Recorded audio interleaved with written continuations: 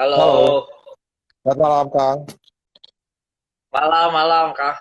Mas, Apa kabar? baik, aduh.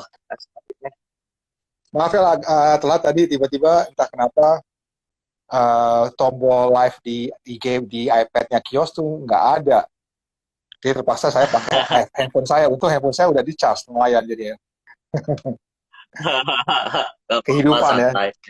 Iya, Hmm, kehidupan. Lagi di mana nih? Mas Arif di rumah? di rumah di apartemen Sunter. Oh, di Sunter, bukan di Bandung berarti ya? Bukan. Lagi tinggal di sini dulu lah beberapa bulan ke depan. Buat nyelesain sekolah, filsafat. Ya, sambil. Saya terus terang baru akhirnya selesai juga baca buku satu dan buku dua. Walaupun di kios Hmm, udah cukup lama sebenarnya kan, udah berapa bulan lalu kita udah berkali-kali repeat order. ya ya. Em, Ha. jadi kalau kalau teman-teman mau cari bukunya masih ada di kios sih. Masih ada, kecuali ya itu masih ada, gampang lah bisa dipesan lagi ya Kang ya. Em, Ya baru cetak lagi. Dan sekarang lagi ngerjain yang ketiga. Udah hampir beres sih. Kayaknya malam ini beres. oh, mungkin bisa dibocorin satu dua kalimat demotivasi dari jilid ketiganya. Ya, uh, sebenarnya yang menurut saya baru dari jilid ketiga itu kita ada latihan soal ya. Uh, jadi misalnya ada kalimat-kalimat yang motivasional kita kosongin bagian tertentu buat diisi. Misalnya kata-katanya Hairul Tanjung ya, bekerjalah lebih banyak dari orang lain karena usaha tidak pernah membohongi titik-titik Ah gitu ya. ya. Uh, atau Mary Riana misalnya bekerja bukan hanya untuk mencari materi, bekerja adalah bermanfaat bagi titik-titik gitu. Jadi kemarin aku nge-tweet itu cukup ramai ya di respon orang isi gitu. Kak Arif ingat salah satu yang menarik dari respon tweet tersebut. Oke, jawabannya. Ah,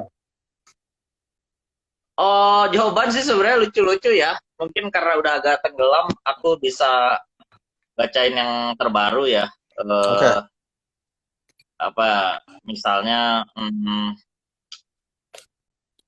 misalnya pertanyaan pertama, jika bos kamu jika bos kamu ngasih banyak kerjaan sama kamu, itu tandanya titik-titik. Eh, dia ada yang jawab karyawan lain bego karena titipan. Terus yang kedua, bekerjalah banyak dari orang lain karena usaha tidak pernah membohongi realita yang menyedihkan. Nah, itu tipsnya. Pengalaman adalah guru yang lolos ngajar. Bersakit-sakit dahulu, malah mati kemudian. Eh, Terus manusia berencana, Tuhan menjegal. Terus tidak ada hal di dunia ini yang didapatkan dengan mudah, semuanya membutuhkan duit dan koneksi. Bekerja bukan hanya untuk mencari materi, bekerja adalah bermanfaat bagi diri sendiri. Tetapi ini kurang demotivasi jawabannya. ya. 1.000 orang tua bisa bermimpi, satu titik-titik bisa mengubah dunia. Nah, ini 1 triliun gaji. Tetapi ada jawaban yang aku lebih cocok ya. Satu Elon Ya, Musk bisa mengubah dunia. ya Uh, betul. hidup yang tidak dipertaruhkan titik-titik jawabannya tidak apa-apa. Nah, yang terakhir ini kata-kata Wirda Mansur, mimpilah sebesar mungkin, keep your titik-titik in front of you, remember what are you believing for, use the power of your titik-titik. Nah, kalau pakai jawaban ini, istilahnya jadi mimpilah sebesar mungkin, keep your money in front of you, remember what are you believing for, and use the power of your connection. Ya. Ini saya jadi bertanya-tanya nih, Mas Arif, apakah dari sejak kecil Mas Arif seperti begini, apa penuh dengan skeptisme ya, skeptisisme atau apa? Karena dari ayah Bang Kang Sarif sendiri bilang udah diajari motivasi, tapi malah udah gedenya malah menyebar-nyebarkan demotivasi nih. Kenapa nih? Apa yang membuatnya atau memang dari kecil begini atau apa yang terjadi nih Mas Arif? Tidak ya, saya motivasional, dibesarkan di keluarga motivasional. Bapak saya akademisi, ya seniman juga, jadi saya diajarin buat maju terus, kerja keras gitu ya, bahwa kita bisa jadi seseorang kalau terus berusaha gitu ya. Jadi saya percaya hal-hal kayak gitu. Sampai kemudian ya ada beberapa kejadian buruk ya menimpa urutan, lalu saya mulai bertanya-tanya ya, apakah motivasi itu apa ya, berujung kebahagiaan, atau justru ini saya sengsara gini tuh gara-gara terlalu motivasional, jangan-jangan gitu. Nah, apalagi baca-baca filsafat ya, terutama eksistensialisme ya, baca absurdisme, nihilisme, pesimisme, yang gitu-gitulah. Jadi makin kuat lah ya apa nuansa pesimistiknya. Nah, sebenarnya motivasi itu apa ya, perwujudan pesimis saya, tapi dalam sisi yang lebih santai ya, lebih jenaka gitu. Karena orang kalau disuruh baca misalnya, baca deh ini nihilisme, wah langsung gelap kan, bayangannya gelap. Baca Nietzsche, gelap. Nah, kalau demotivasi itu karena spiritnya dari motivasi ya, dari kata-kata motivasi yang kita suka dengar dari motivator, terus dibalikin gitu. Jadi kita kan nganggapnya, motivasi itu pasti benar, yang motivasi itu pasti toksik ya, harus kita sembuhin, harus kita jauhin malah, karena menular katanya. Aku dulu sempat percaya gitu, jadi kalau ada orang mengeluh tuh, wah ini negatif ini, wah gitu ya. Tapi sekarang baliknya, yang terlalu semangat, itu negatif. Nah, jadi saya kira dari situ ya, berbagai rentetan, terus belajar filsafat, terus ternyata filsafat itu dekat ke demotivasi ya. Maksudnya dalam arti seorang bisa dikatakan filsuf kalau ngambil jarak dari dunia ya, jadi nggak terlalu ikut arus begitu. Nah, di situ aku pikir, wah, filsafat umumnya ngajarin demotivasi, agama juga ya. Dalam Islam ada hidup itu senda gurau belaka, dalam kitab pengkhotbah bahwa segalanya itu uap gitu ya, Hevel itu. Buddhisme juga sama ya, kita jangan terlalu terikat pada dunia. Wah, aku pikir kok orang-orang beda ya gaya hidupnya dengan ajaran ini. Gitu. Tapi di agama Islam juga, di agama Islam juga dibilang gini, Mas Arif, di agama Islam juga dibilang gini, beribadahlah seperti engkau akan meninggal besok, bekerjalah seperti engkau akan hidup selamanya. Itu gimana tuh? Ya, aku pikir Islam itu juga apa ya, demotivasional dalam arti ya kita disiapkan semacam konsep bahwa dunia ini sesuatu yang tidak abadi gitu ya, bahwa ada akhirat yang lebih abadi, sehingga ngejar dunia tuh jangan terlalu serius lah. Emang perlu sih untuk kita hidup ya, tapi jangan sampai berlebihan, jangan sampai menumpuk kekayaan ya. Apa Tuhan kasih kita konsep zakat, sedekah, itu tuh kan biar ya duit itu lu mesti tetap bagi-bagiin, lu mesti distribusiin gitu. Jadi jangan rajin sembayang gitu-gitu segala macam ibadah, tapi memeras ya, menindas, mengeksploitasi. Nah, itu menurutku Islam secara implisit eksplisit agak demotivasional di situnya ya. Mesti lu bagiin itu teh, duit lu teh gitu lah, atau saya jadi ingat cerita kemarin, saya ngobrol-ngobrol sama seorang, dia cerita kalau waktu dia masih dulu kerja di dunia perminyakan, kalau ke daerah-daerah itu para pejabat-pejabat itu biasa minta uang secara terang-terangan untuk naik haji. Itu mungkin itu selalu berambisi, akhirnya mengalahkan segala cara ya, Kang Tari. Iya, itu menurutku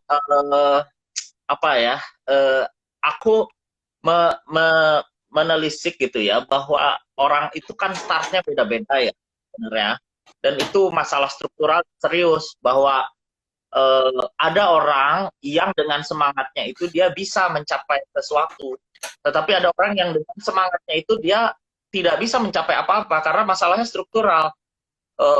Katakanlah begini, motivator selalu bicara mindset ya. Kalau kamu mau kaya, pusatkan pikiranmu agar menjadi kaya. Mau sukses, pusatkan pikiranmu. Selalu pikiran-pikiran mindset. Eh, ya nggak salah-salah banget ya, tetapi bukan itu masalah utamanya karena mindset itu kan mengandaikan eh, struktur tertentu yang mendukung. Misalnya gini, apakah kalau mindset itu benar, apakah orang-orang yang kerja keras dari subuh sampai pagi lagi atau sampai malam itu bisa kaya misalnya? Atau sebaliknya, kalau Elon Musk tolong pikiranmu jadi kamu gitu kan tidak terjadi ya karena masalahnya bukan itu. Sementara motivator apa ya disederhanakan masalah itu ya. Kalau kita perhatikan misalnya yang butuh motivasi itu kan karyawan-karyawan biasa ya sebenarnya, bukan bos-bos, bukan Ya. atasan-atasan.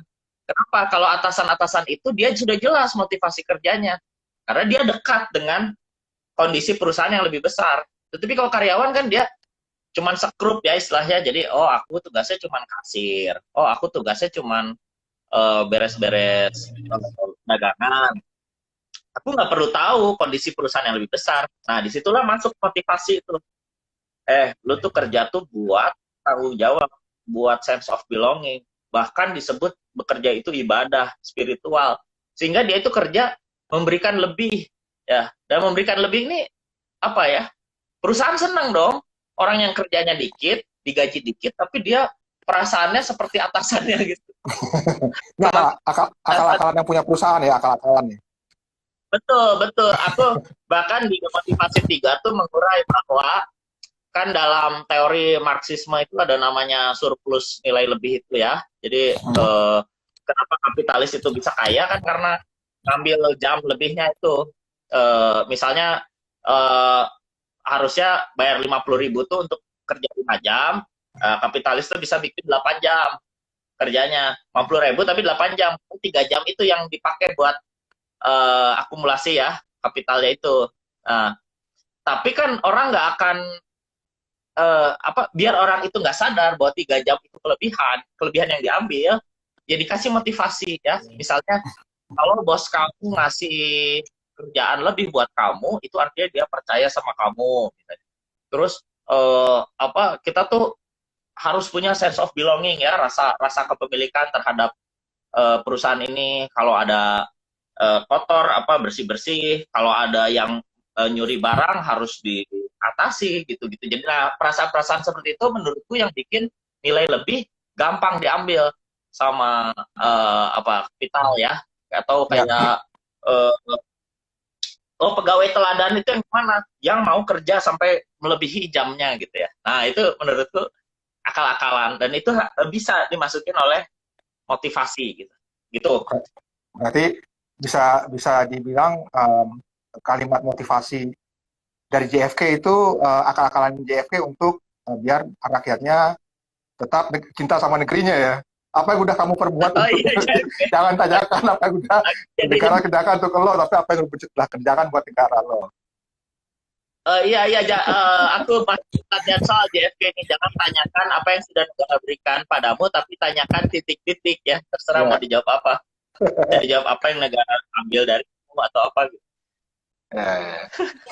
Jadi sebenarnya kalau dari pikir-pikir, saya pikir juga dari kecil sebenarnya kita udah dicocokin sama kalimat-kalimat seperti ini yang sebenarnya kita mikir secara sambil lalu ini benar sebenarnya, ya benar Bang. Tapi setelah kita mulai mikir-mikir mungkin gara-gara juga filsafat ini, karena ilmu filsafat orang mulai mikir ini sebenarnya belum tentu gitu, karena ukuran kesuksesan itu bukan hanya satu, betul kan? Ataupun kegagalan itu hanya satu, tapi banyak yang lain, ada A, B, C, dan E gitu. Ya, betul. Jadi orang diajak untuk melihat kesuksesan dalam satu sudut pandang, dan yang lebih parahnya kita semua berkompetisi dengan tidak adil gitu terhadap tujuan itu gitu. Jadi katakanlah sukses itu punya mobil, punya rumah. Tapi untuk bisa berkompetisi menuju punya mobil, punya rumah itu menurutku orang tidak setara ya kondisinya. Misalnya ada yang udah disekolahin, ada Ya. yang buat kerja tiap hari juga nggak bisa sekolah misalnya gitu. Ya. Jadi menurutku jadi timpang itu karena ya kan misalnya kita lihat Twitter orang dengan gampang ngomong wah usia 30 punya 1 M dong, harus bisa gitu. Dia kasih tips segala macam. Tapi kan tips-tips kayak gitu malah menghancurkan orang ya. Kayak gue juga bisa gitu. Karena kalau dalam prinsip demotivasi kita mulai menindas orang lain, mulai menghisap, mulai bersaing dengan tidak sehat itu ketika punya keinginan buat kaya itu ya. Aku pengen kaya nih. Dan aku nggak mungkin kaya bersama-sama. Aku harus menindas, aku harus hisap gitu. Ya. Atau Dan seperti contoh, cita-cita itu atau contoh itu yang hangat beberapa bulan terakhir ini kan soal investasi yang ditangkap tuh, beberapa orang ditangkap pada ya investasi. Itu kan juga sebenarnya dari iming-iming masih anak masih muda, udah punya sukses gitu kan, punya tabungan segini-gini. Jadi memang kita mudah silau gitu, Mas Arief. Cuma yang saya ingin tanya juga nih, tiba-tiba terpentik di pikiran saya, bagaimana sih ngasih tahu ke orang tua yang begitu ambisius, terus dia mengeluarkan anaknya untuk sana sini, terus masuk ke sini, jadi lo harus pinter matematik, jadi ntar udah targetin kuliah paling nggak harus di misalnya di top 25 di dunia lah gitu. Itu gimana tuh?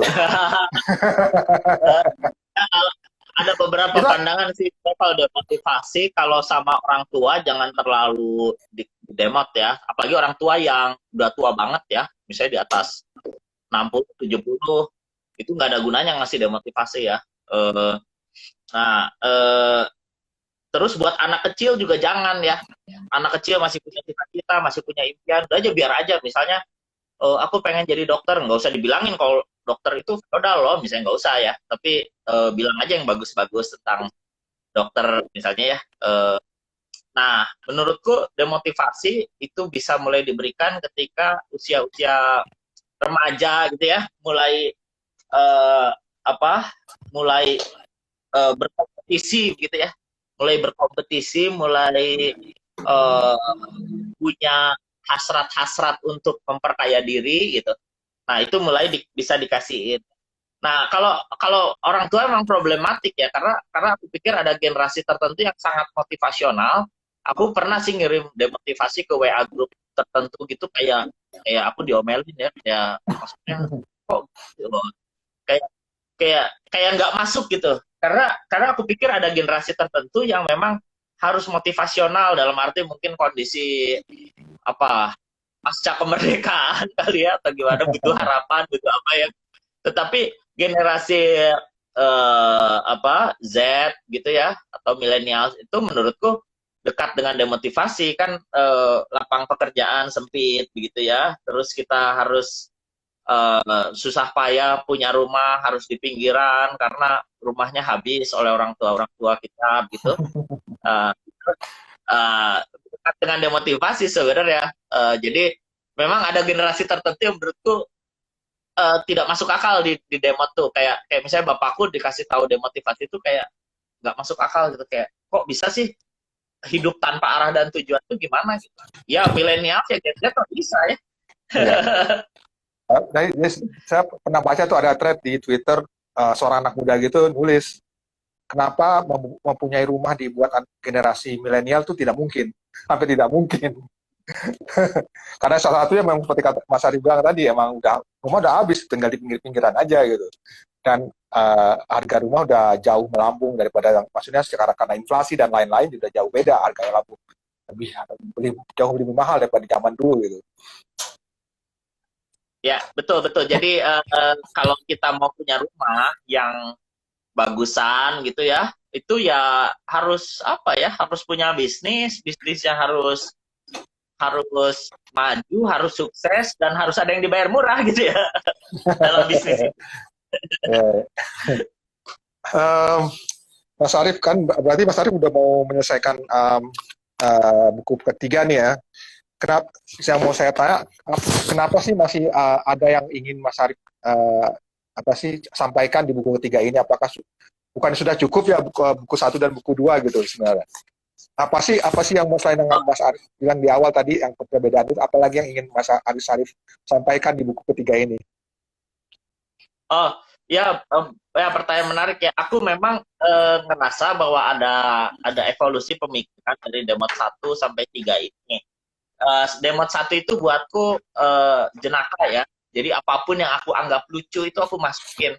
Mungkin cara berpikir masih serampangan lah. Walaupun aku pikir dari segi penjualan Demot 1 itu lebih baik ya. Nah, Ya, Demot 2 itu mulai serius karena dari Demot 1 ke Demot 2 kan banyak diskusi segala macam ya.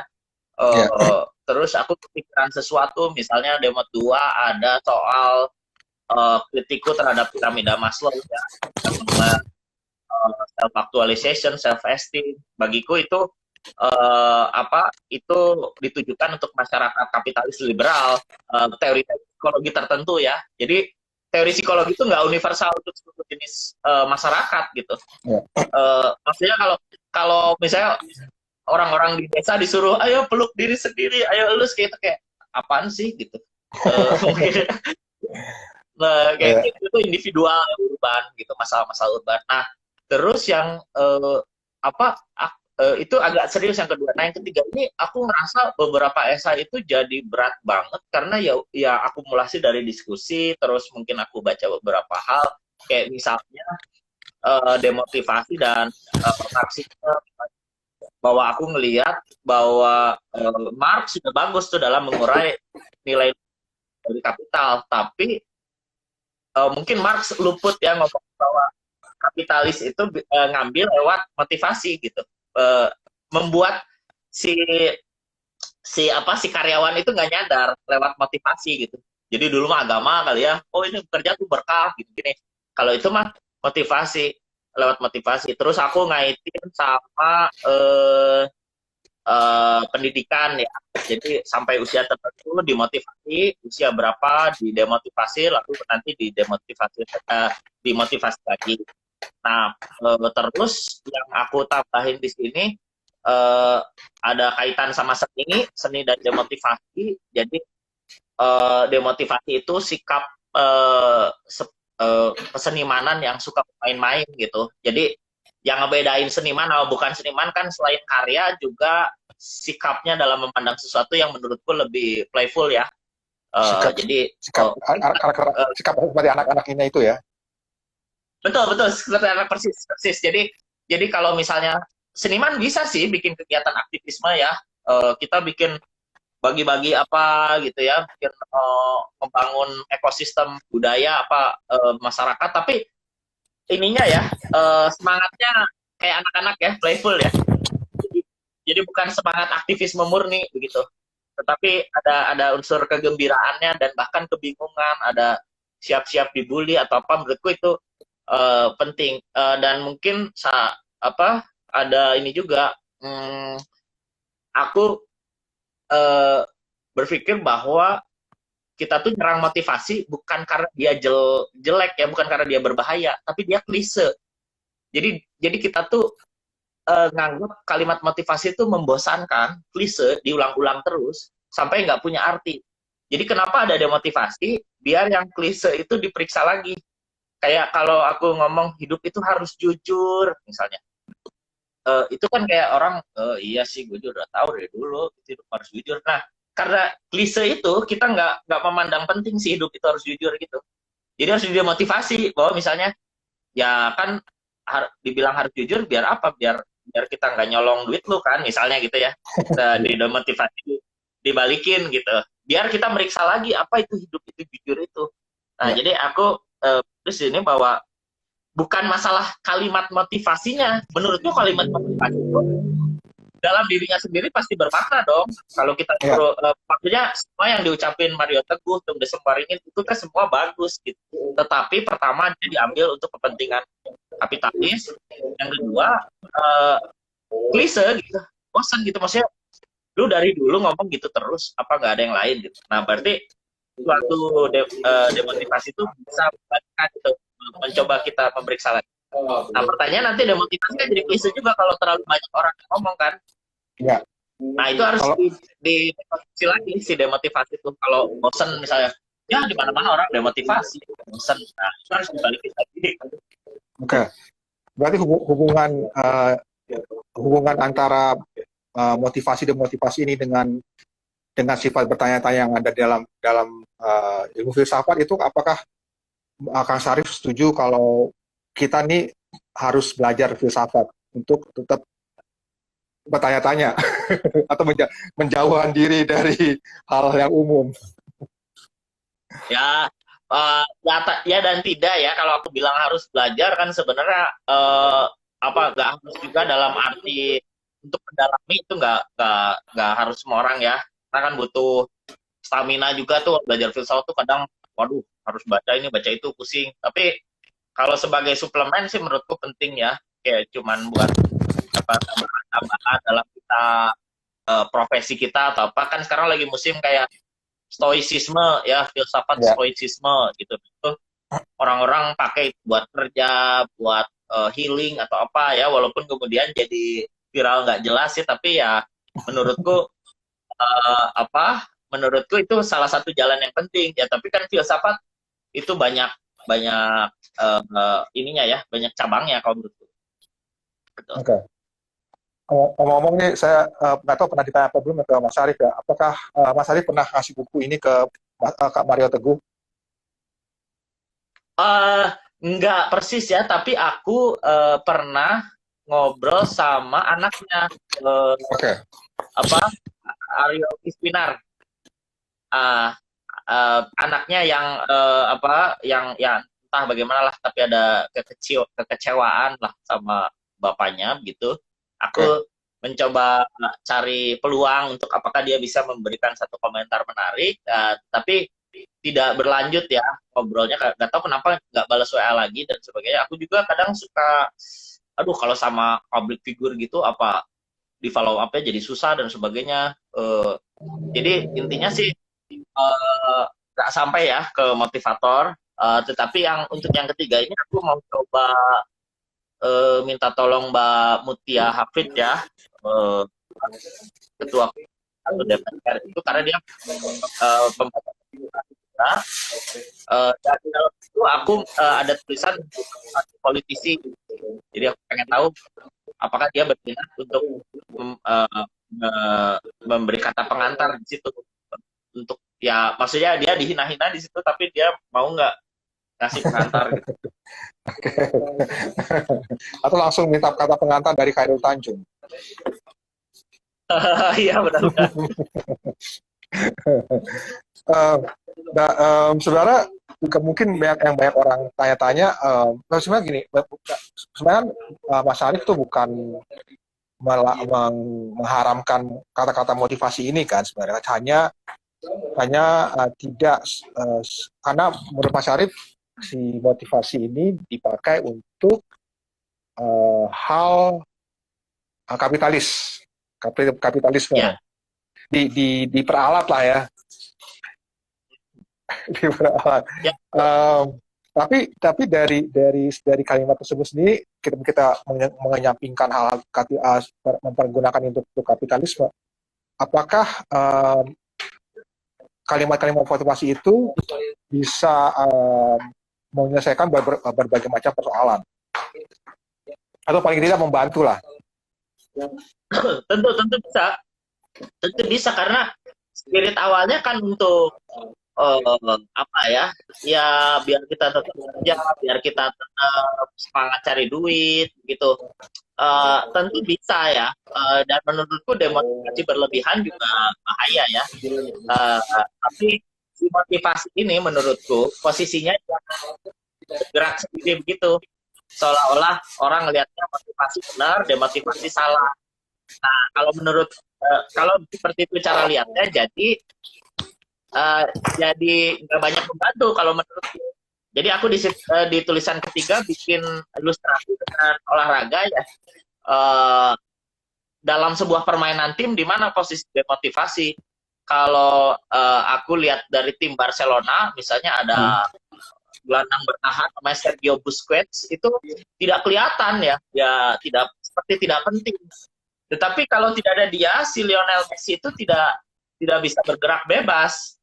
Nah, aku memberi contoh itu untuk menunjukkan bahwa Messi itu motivasional, Busquets itu demotivasional, dia nge-backup gitu. Tapi seorang Busquets tidak akan punya prestasi individual yang dihargai karena dia itu kerja untuk tim. Gitu. Dia hanya menutup lubang-lubang. Mungkin kalau basket mah Jordan sama Pippen kali ya. Oh, Jordan itu atau Rodman kali ya. motivasionalnya.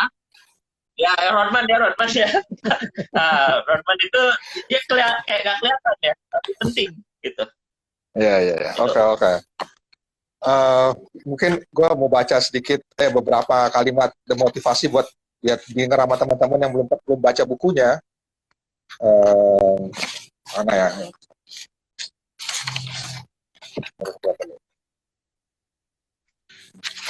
Gue mungkin yang ini kalau mungkin bisa dibenerin sama Mas Syarif, hidup itu seperti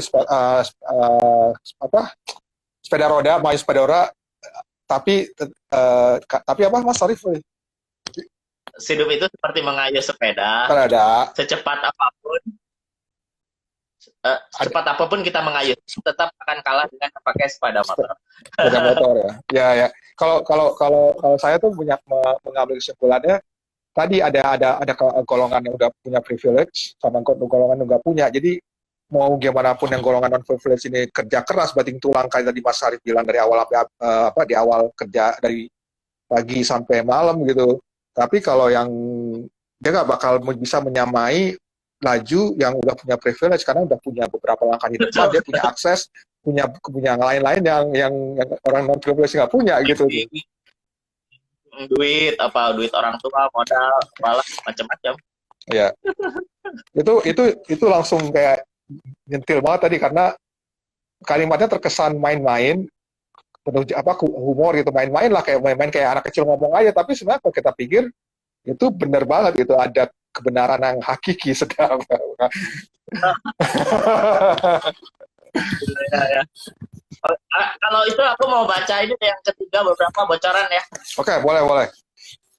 Silakan Mas. Mungkin aku baca beberapa lah, mungkin 5 atau 6 ya.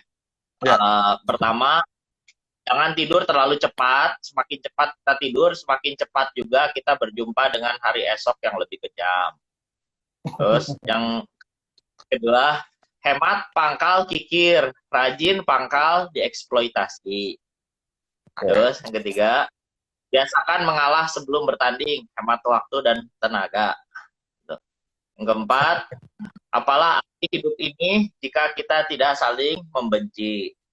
Ya, terus yang kelima, waktu adalah uang yang nantinya akan dihabiskan untuk membeli waktu yang pernah dihabiskan untuk mencari uang.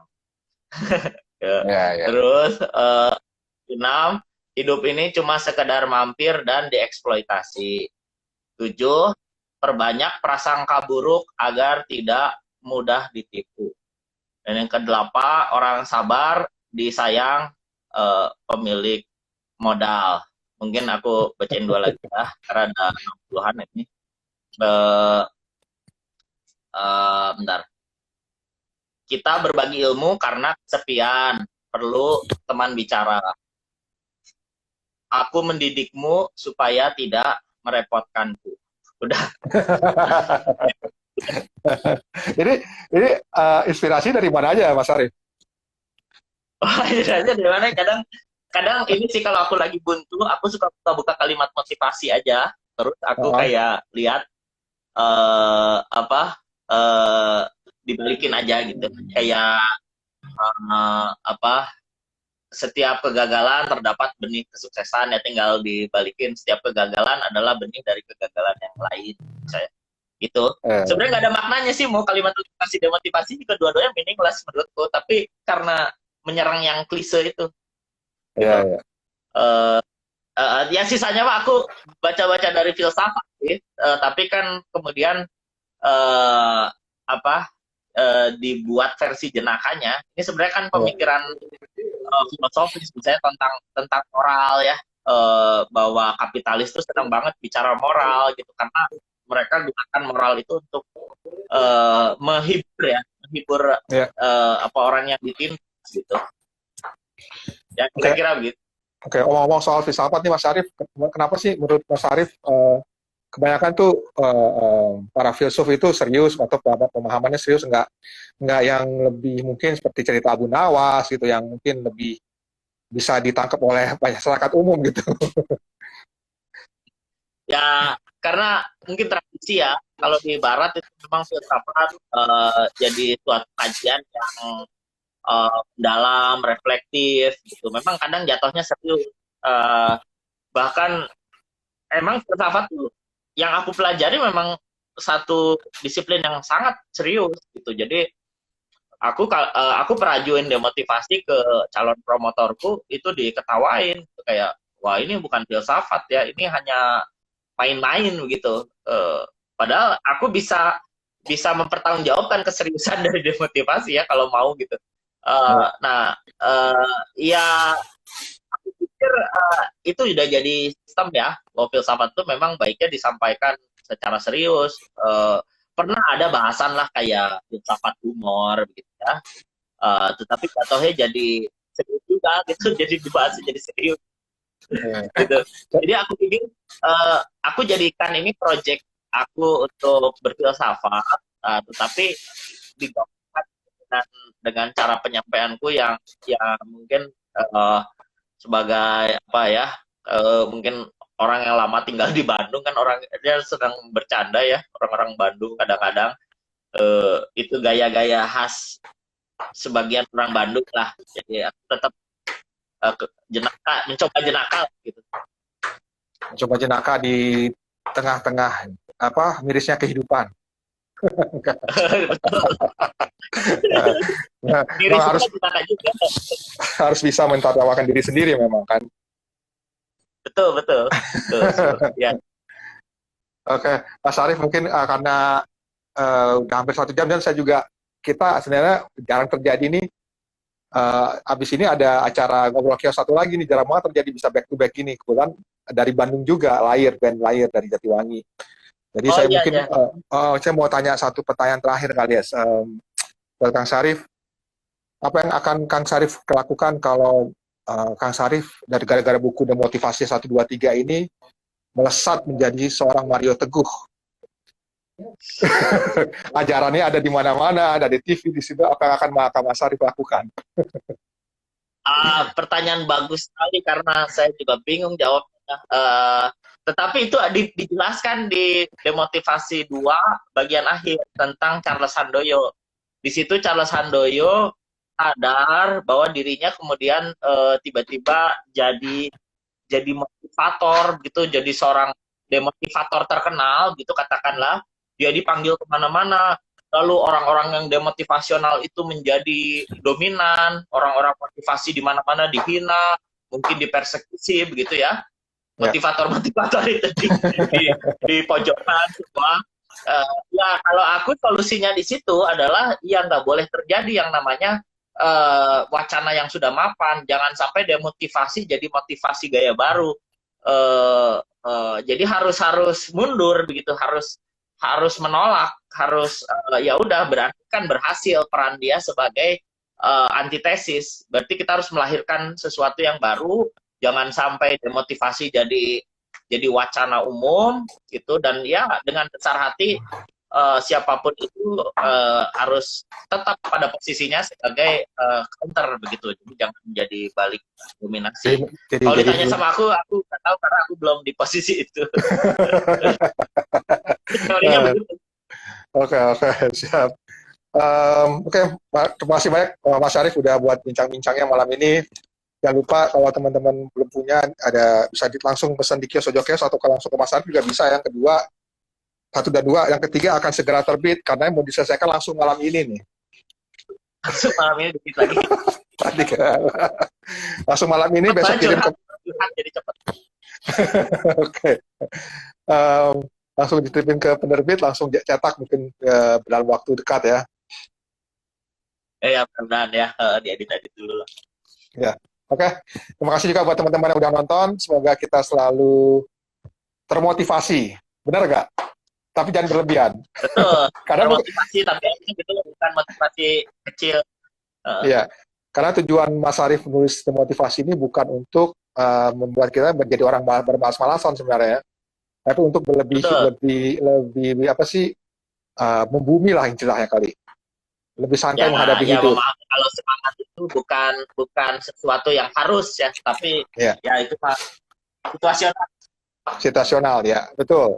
Gak perlu jadi yang the best, cuma biasa-biasa juga bisa buat kita jadi bahagia. Oke.